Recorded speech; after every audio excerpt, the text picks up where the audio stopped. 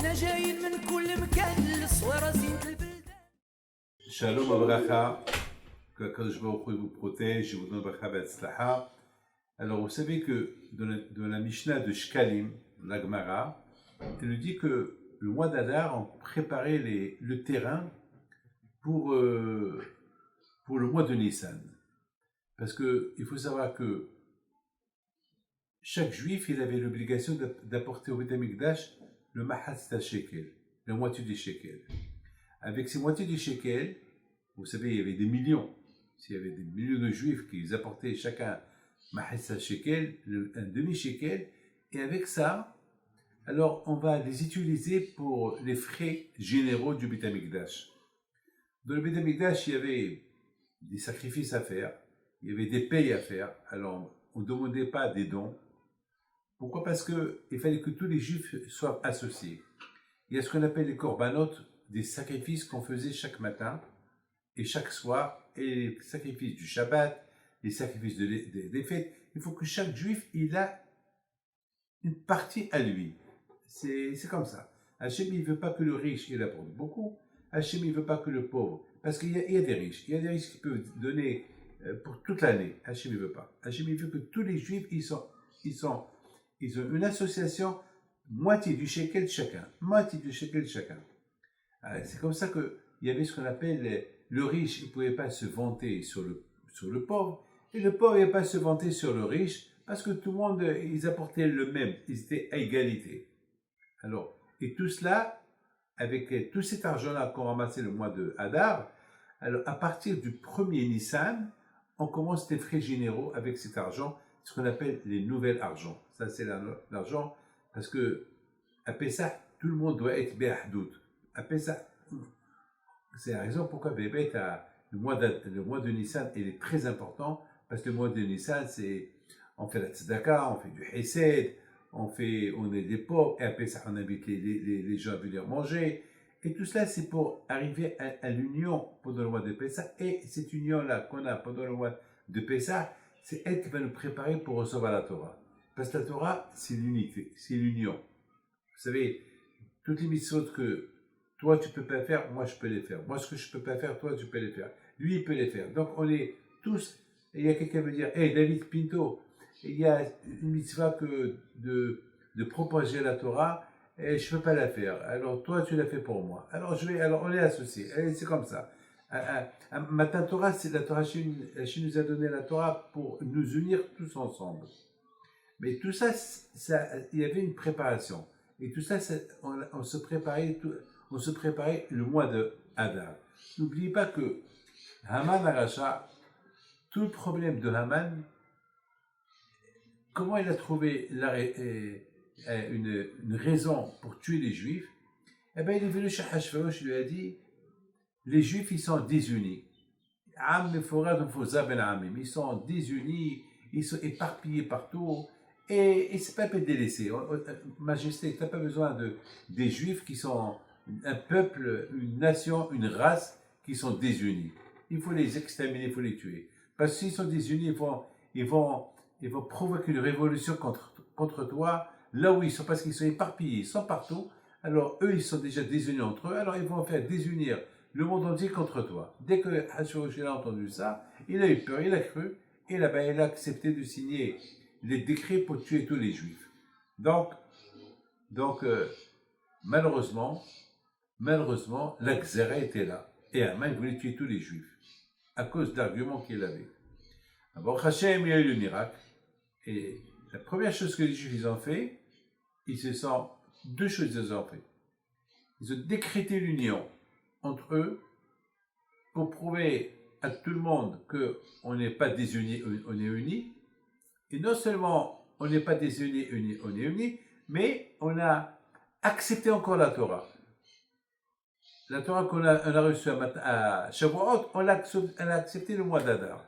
Kibou et Kiblo. On a dit encore une fois, donc les deux choses qu'on avait besoin, voilà, on a montré au monde entier qu'on est unis, on a montré au monde entier qu'on aime la Torah, et la Torah, pour nous, c'est primordial. Donc, le mois de Hadar, c'est le mois Mashmi'im ala Shkalim, c'est le mois d'Adar qu'on commence à à sonner les cloches que tout le monde apporte les mahatzit shekel pour les frais généraux du Beit HaMikdash, et l'argent était uni jusqu'à le premier Nissan. Le premier Nissan, c'est fini, on n'accepte plus rien. Maintenant, celui qui apporte, c'est des cadeaux qui apportent. Maintenant, pour tous les mahatzit shekel, c'est avec ça qu'on va faire les sacrifices. Donc, tous les Juifs, ils sont unis dans chaque sacrifice qu'on fait. Très bien. Et ça, après Nissan, c'est après Adar, c'est Nissan. Donc voilà, on continue avec l'union.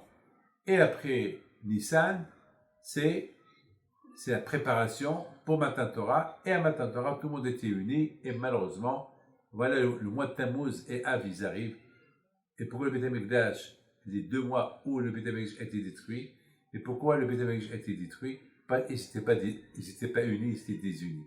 De là, on apprend une chose extraordinaire. L'union fait la force, l'union apporte Mashiach, l'union, elle apporte la bracha. Et lorsqu'il y a des unis, il n'y a pas l'union que Dieu préserve, c'est la destruction du temple. Et Mashiach, il s'attarde de venir. Donc, Akadosh Baruch Hu nous a donné ces 3 mois-là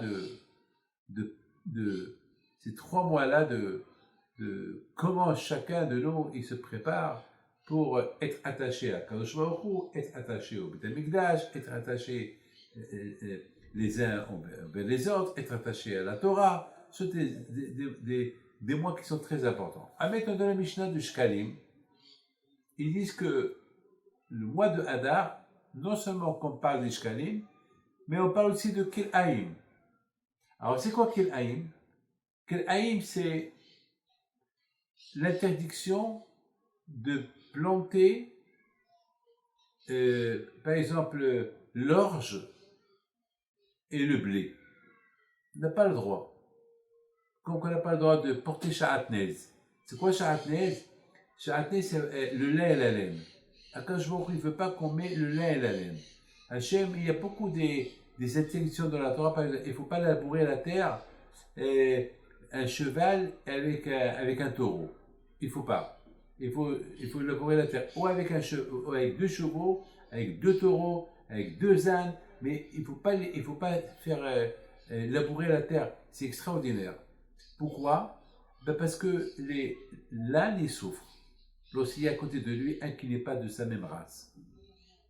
Par exemple, il y a un taureau à côté de lui, il souffre, alors tu le fais souffrir. Et toi, tu les forces à labourer ta terre. Donc la Torah, elle a interdit d'être cruelle. C'est la raison, la Torah, elle interdit qu'on laboure la terre avec 2 animaux différents parce qu'ils souffrent les deux. Vous vous rendez compte combien la Torah, elle a pitié des animaux. Mais des animaux, la Torah, elle a pitié. Vous ne pouvez pas les faire souffrir. Très bien, bien sûr, là aussi, par exemple, planter, par exemple, 2 grains de fruits, on n'a pas le droit. Parce que chaque grain, il doit être avec sa race. C'est ce qu'on appelle Kelek. Mais maintenant, les Hachamim, ils disent que au mois d'Adar, les gens du Bédine, ils vont dans les champs des Juifs et voir si dans comment ça s'appelle, ce qu'on a planté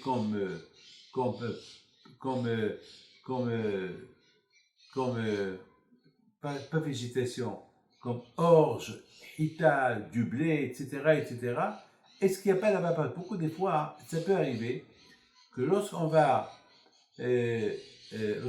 semer la terre, ça peut arriver que lorsqu'on jette du blé, les grains de blé, il peut y avoir là-bas aussi les grains de l'orge.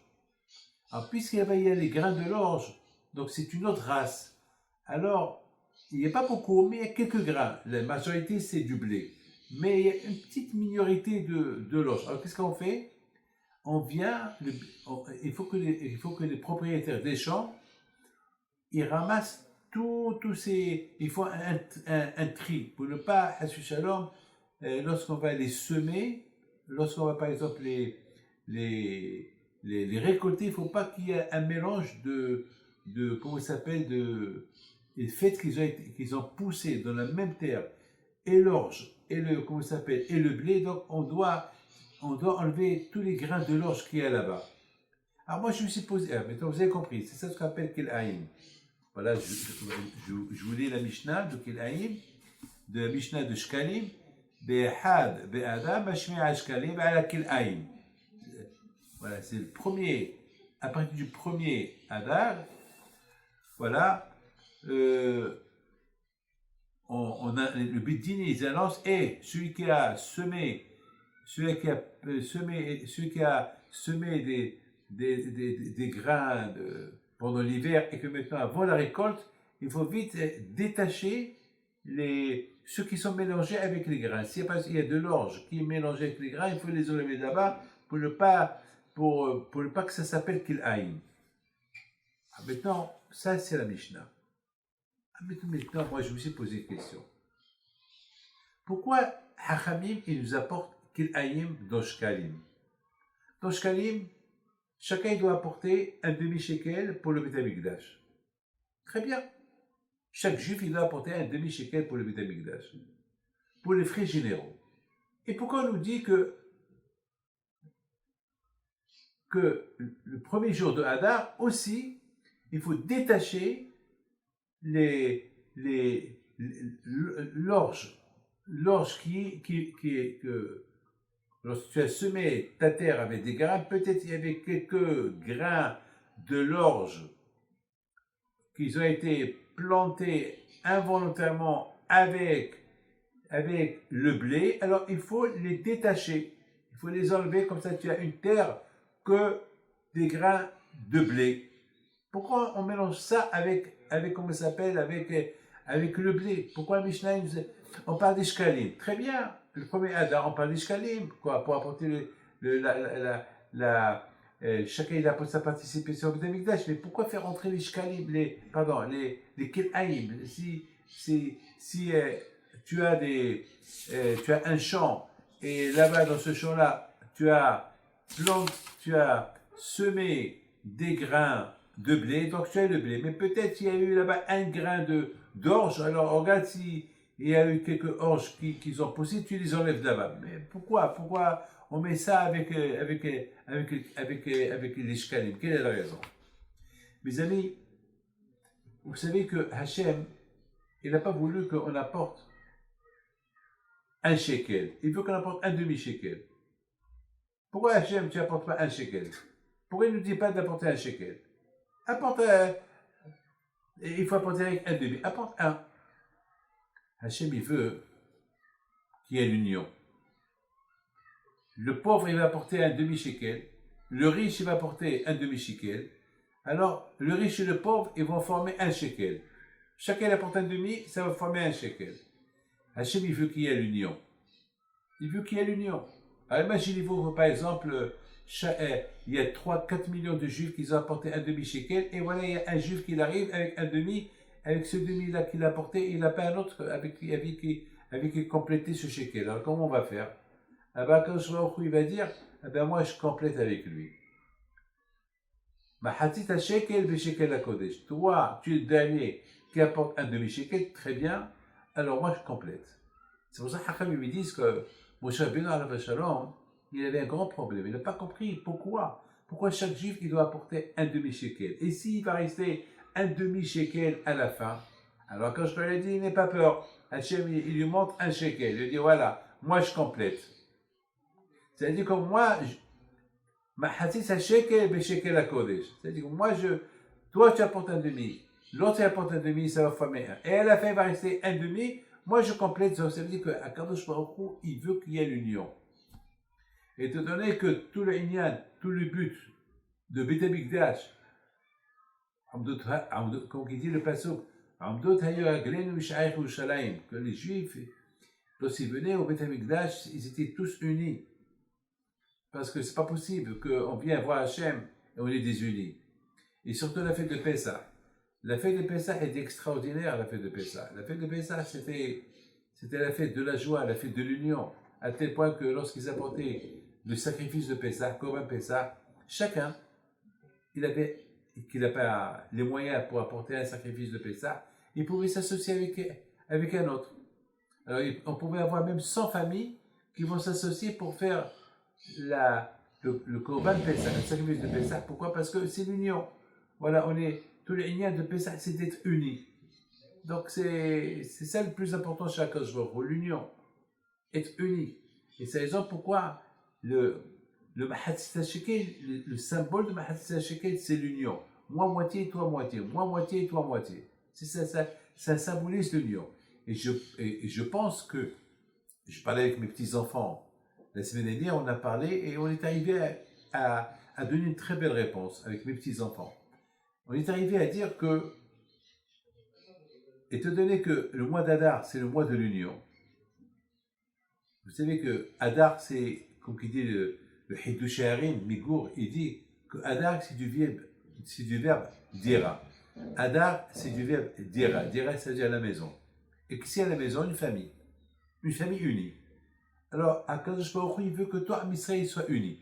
L'union, on est unis. Alors, mois de Adar, tout le monde, le mois d'Adar, on est tous unis. Baruch Hashem, on est tous unis le mois d'Adar. C'est super, spectaculaire le mois d'Adar. Le monde entier est unis. On apporte tous le Mahatzit Shekel, on se prépare pour Pessah, et tous on est unis avec le Beit HaMikdash, etc. Donc, et après c'est Pessah, et après c'est, comme vous savez, après c'est Pessah, après c'est Matan Torah. On ne peut pas recevoir la Torah sans qu'on est unis. Donc il n'y a que des bons événements qui se passent le mois d'Adar. Alors justement, la Torah veut te dire, le mois d'Adar, chaque juif, il va aller dans son terrain, son champ, il va voir ce que la terre lui a donné. Mais moi, je sais que moi, j'ai semé et j'ai labouré que des grains du blé. Non, la Torah te dit, non, peut-être qu'il y a là-bas quelques grains de l'orge, parce que toujours avec les grains du blé, il y a quelques grains d'autres matières qu'il y a là-bas. Alors, va voir qu'est-ce qui se passe. Et pourquoi tout cela?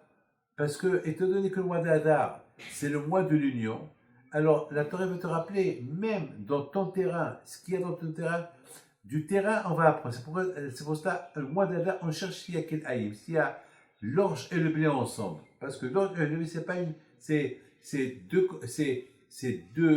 races différentes. Et Hachem, il veut qu'il y ait une seule race, il y a ou le blé ou l'orge. Il ne peut pas avoir et l'orge et le blé. Même s'il y a deux orges, deux grains d'orge là-bas, c'est interdit, il faut les enlever. Et ben justement, c'est ça le mois de Hadar, le mois de Nissan et le mois de Sivan. L'union. La même être unis. Unis. On ne peut pas, même qu'il y a des couleurs chez nous, par exemple, celui-là, il est un peu brun, celui-là il est blanc, celui-là il est comme ça, chacun il est comme il est. Celui-là il est séfarade, celui-là il est ashkénaz, celui-là il est comme ça. À l'époque de Beit HaMikdash, il y avait Reuben, Shimon, Lévi, Yehuda, des tribus, etc. Mais on est une seule personne. Même que les couleurs, Hashu Shalom, il ne faut pas que ça pose un problème chez nous. Vous savez, malheureusement, il y a beaucoup de gens qui... Vous savez, il y a aujourd'hui, avant que Mashiach va venir, on va voir que beaucoup de gens, ils se convertissent. Vous savez, moi je connais des rabbins noirs, mais c'est des grands tzadikim. Vous savez que à New York, il y a un noir qui s'est converti au judaïsme. Il est devenu un grand ami de Chacham, mais personne ne voulait le marier. Personne ne voulait. Et pourtant, il habitait... Et tout le monde l'ignorait, tout le monde il s'éloignait de lui. Il y avait un grand tzaddik à New York. Qu'est-ce qu'il a fait? Il a aidé jusqu'à qu'il a marié. Ben oui, c'est péché, il est juif. On peut pas, c'est pas parce que sa couleur elle est noire, c'est pas parce qu'il est chinois. Vous savez, beaucoup de fois j'ai vu des juifs que, ben mais je vous donne la parole d'honneur. Dans ma vie, une fois j'ai vu un juif avec sa femme et ses 7 gosses. Il était roux, avec une barbe rousse, et pour moi, c'était un ashkénaz. Ben, c'était un converti. Un tzaddik qui connaissait toute la Torah par cœur. Donc, vous voyez que, même Rabbi Akiba, al Shalom, même chez Maïa Be'Abtalion, des grands Tanaïm de la Torah, ils sont des convertis. Leurs grands-parents, c'est des convertis. La Gemara même dit que de la descendance de Haman Aracha, il y a eu des Talmid Hachamim qui sont sortis de Haman, qui ont étudié la Torah à Bnei Brak. Ils ont étudié la Torah à Bnei Brak. Ça veut dire que Hachem, il veut qu'on soit tous unis. À Pessah, il ne faut pas Hashu Shalom. Et combien de fois la Torah, elle parle il ne faut pas s'éloigner du converti, de celui qui vient de se convertir. Mais à ta guerre, il faut aimer le converti. Il faut l'aimer. Il ne faut pas l'éloigner. C'est péché. Il est Hachem de l'éloigner. C'est vrai que chacun, il veut marier sa race, mais s'il y a un converti qui est bémet, qui est émet, il s'est converti uniquement pour Akadosh Baruch Hu, il n'avait pas d'autres raisons, il a fait ça uniquement pour Hachem, il ne faut pas l'éloigner. Tu n'as pas raison de. C'est pas, vous savez, une fois, je me suis disputé une fois avec quelqu'un, quelques personnes, parce qu'il y avait un qui venait toujours à la synagogue, ils l'ont soupçonné qu'il n'est pas émet, qu'il n'est pas vrai, et ils ont commencé à lui manquer de respect. Et moi, je leur ai fait la gueule. Si vous n'êtes pas content, ne venez pas, celui-là, vous le laissez venir. Et bon, Hachem, celui-là, aujourd'hui, c'est un grand ami de Haram. Il s'est marié, Baruch Hashem. Et c'est un grand ami de Haram. Voilà. Rabotai, la fête de. Le mois de Hadar, pardon, Hachamim, ils disent, de même façon on rappelle les Juifs d'apporter le demi-shekel, et chacun apporte un demi, avec un demi, ça fait un shekel entier. Ah ben c'est comme ça, Hachem, il ne veut pas des moitiés, il veut ce qu'on appelle la perfection. Il veut l'union. Hachem, il veut qu'à la fin, toi, Israël, il est compté, ils sont tous unis, et lorsqu'ils manque quelqu'un, un dans le compte, alors Hachem, il complète.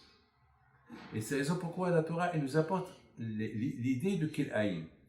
De la même façon que Kil'aïm, s'il y a un grain de l'orge et un grain de blé qui se mélangent et tu les as semés involontairement, ça va pousser. Alors, il faut les séparer, il faut les enlever. Il ne faut pas. C'est deux mondes différents.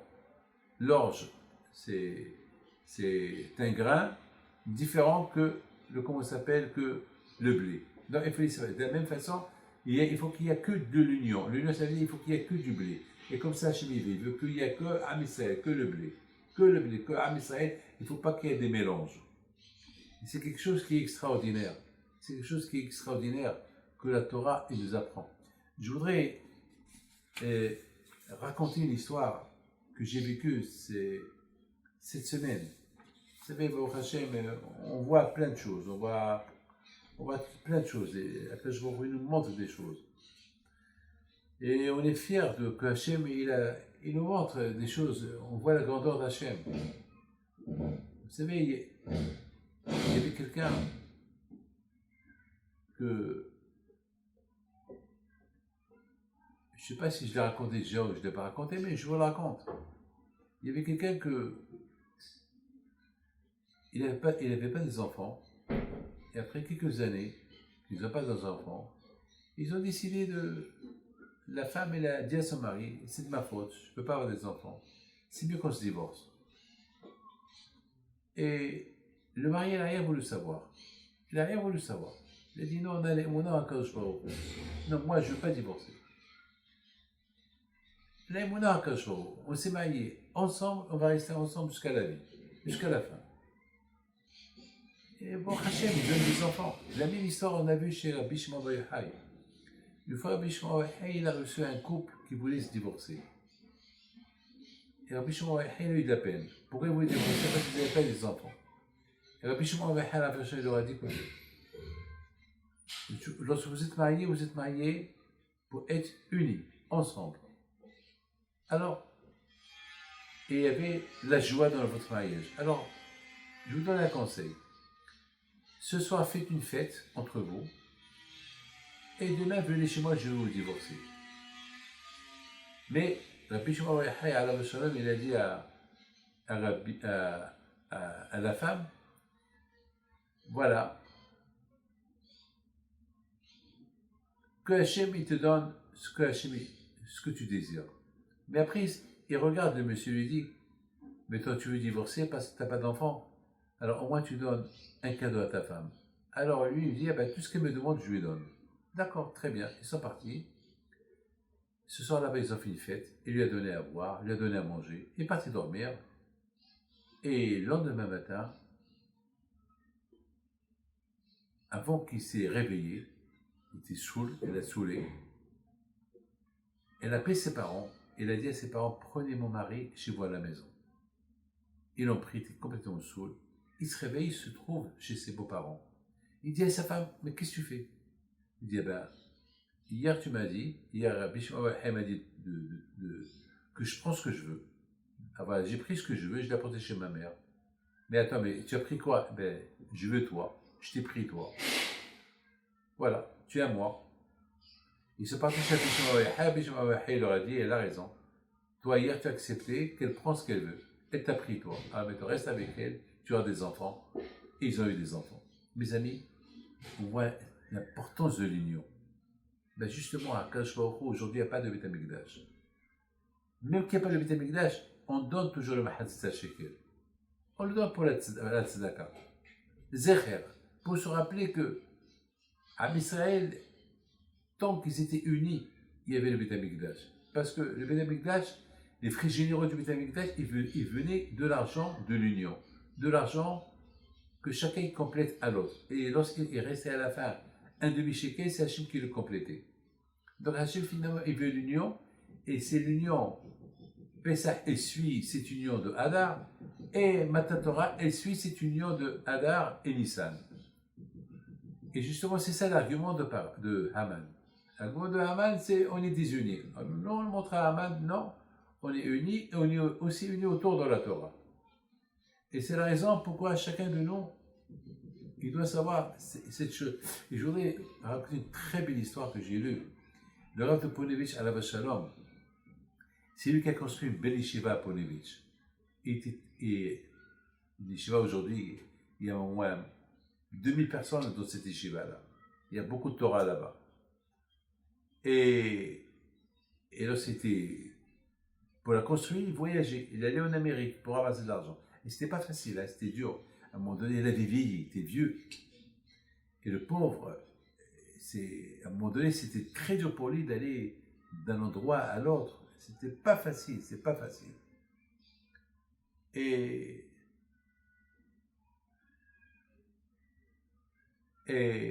il s'est passé une histoire qu'une fois, il y avait un monsieur qui dit au Rav le Rav de Ponevitch, mais Rabbi, mais tu es vieux. Tu es vieux, tu ne peux plus aller, tu montes des étages, chaque étage, pour un petit don. Il a dit, écoute, moi j'adore la Torah. Il dit, viens, je te raconte une histoire. Il dit, tu sais, lorsque j'étais jeune, chaque Purim, ma mère, elle faisait un gâteau pour me le donner pour le prendre au rabbin de la ville. Et chaque année, c'était comme ça. Et un jour, mon père, il dit à ma mère, mais c'est quoi, pour qui ce gâteau? Il lui dit, ben ce gâteau c'est pour le rabbin. Le rabbin, chaque année, on lui envoie un gâteau. Alors, mon père, il a dit, mon père, il a dit à ma mère, eh ben, cette année, on va donner un peu plus de joie au rabbin. Et le gâteau, il reçoit beaucoup de gâteaux. Et c'est pas, cette année, on va lui acheter une Gemara. Cette année, on va lui acheter une Gemara. Une belle Gemara. On va acheter la Gemara de Baba Batra. Et à l'époque, c'est pas tout le monde qui avait des Gemarot. À l'époque, il y avait que les riches qui pouvaient se permettre d'avoir des Gemarot. Et lui, il va être content. Alors, ma mère était contente. Le Rav Lepovitch raconte. Alors, le jour de Purim, mon père, il a appelé mon frère. Mon frère a pris le gâteau et moi, j'ai pris la Gemara. On va chez le rabbin, on tape à la porte et on rentre chez lui. Ah, je vous ai attendu. Pourquoi vous êtes venu tard aujourd'hui? Ben aujourd'hui, on a un cadeau très spécial pour toi, rabbin. Quoi? Eh ben, on a le gâteau que maman te fait chaque année et on t'a apporté une Gemara. Une Gemara? Une Gemara? Une Gemara? Oui, une Gemara. Il prend la Gemara. il appelle sa femme. Il dit, ma femme, je t'en prie, donne-moi 1 heure, ne me dérange pas pendant 1 heure. Que personne ne me rentre dans ma chambre. 1 heure, donne-moi 1 heure. Il lui dit, pourquoi? Je t'en prie, ne pose pas de questions, donne-moi 1 heure. Je te donne l'heure. Et le Rav Alav Shalom, il prend la Gemara, il a dansé pendant 1 heure. Il a embrassé la Gemara, il danse, il danse, il danse, il danse, il danse. Le Rav de Ponevich, il dit, mais ton monsieur, qui dit, pourquoi tu te déranges pour aller ramasser de l'argent pour la yeshiva? Il lui dit, dans toute ma vie, j'ai jamais vu c'est quoi l'amour de la Torah. Et depuis que j'ai vu ce rabbin-là, comment il dansait avec la Gemara, c'est quelque chose que je ne peux jamais oublier. C'est rentré dans ma tête, c'est rentré dans mon cœur. Et j'ai pris la décision que je travaillerai toute ma vie pour la Torah. Et c'est la raison pourquoi, même que je suis vieux, je monte des étages pour ramasser de l'argent pour que à la yeshiva, les élèves ils puissent étudier la Torah. Eh bien, Rabotai, c'est ça l'union. Nous, on construit des yeshivot et pour que des gens ils viennent étudier la Torah. Mais comment ils vont vivre ceux-là qui vont étudier la Torah? Donc, on doit être l'union. C'est ce qu'on appelle, même dans la Torah, il y a Issachar et Zvulon. Issachar, c'est celui qui étudie la Torah. Zvulon, c'est celui qui s'associe avec lui. Ils vont faire une seule personne qui l'aide pour étudier la Torah. Après 120 ans, celui-là qui l'aide, il va arriver là-haut et Hachim va lui dire, ah, toi, tu as construit des shivot, à toi, tu as aidé les pauvres, à toi, tu as fait ça. Il va lui dire, attends, moi, j'étais un commerçant, j'ai pas des shivot, j'ai pas des mikvaot, j'ai pas des écoles juives, j'ai rien du tout. Et Hachim va lui dire, oui, le fait que tu as aidé à construire une yeshiva, le fait que tu as aidé à ce que les élèves vont étudier la Torah, tu leur donner d'argent, alors tu es associé avec eux, donc tout ça c'est à toi. Donc vous voyez ce qu'on appelle une association. Il y avait on est associé, c'est pour ça qu'on dit Israël arrivé Zébézé. Les Juifs ils sont liés les uns avec les autres. Ils disent ce que moi je peux faire, je peux pas faire, toi tu peux les faire. Et ce que toi tu peux pas faire, moi je peux les faire. Ce que nous on peut pas faire, lui il peut les faire. Alors le fait que on est liés les uns avec les autres, alors on devenait tous ensemble avec Akash. C'est pour ça qu'on dit Hachem et Am Israël et la Torah, on est un seul bloc, on est une seule personne. Mais tout ça comment? Lorsqu'on respecte les clanim, on respecte les conditions. J'aide ceux qui a pas besoin, pardon. Je m'occupe de l'autre. Et je m'associe avec la Torah. Et je m'associe avec Hachem. Et je fais tout. Alors, automatiquement, c'est pour ça qu'on dit, alors là, Mohamed, le monde il tient à la avoda, la prière, je prie pour moi, je prie pour toi aussi. À la Torah, j'étudie la Torah pour toi aussi. Je fais le hessage. Je gagne, je te fais gagner avec moi. Et vice versa. Donc on est liés. Moi je fais pour lui, lui il fait pour moi, moi je fais pour lui, pour l'autre, donc on est unis en tout. Et dans la prière, dans l'essai, dans la Torah, dans on est unis. Et c'est la raison pourquoi on apporte la Mishnah de Kil'ayim avec la Mishnah de Shkalim. Pour te dire que de la même façon que on doit se compléter dans les Shkalim, toi moitié, moi moitié, pour être unis comme ça dans la récolte. Lorsqu'on va semer quelque chose, il faut que ce soit une seule race, pas deux. Parce qu'il y a deux, ça casse. Voilà, Be'ezat Hashem, que Hashem nous aide, nous donne bracha ve'atzlaha, et B'sot Rabbi Pito soit avec vous, Amen.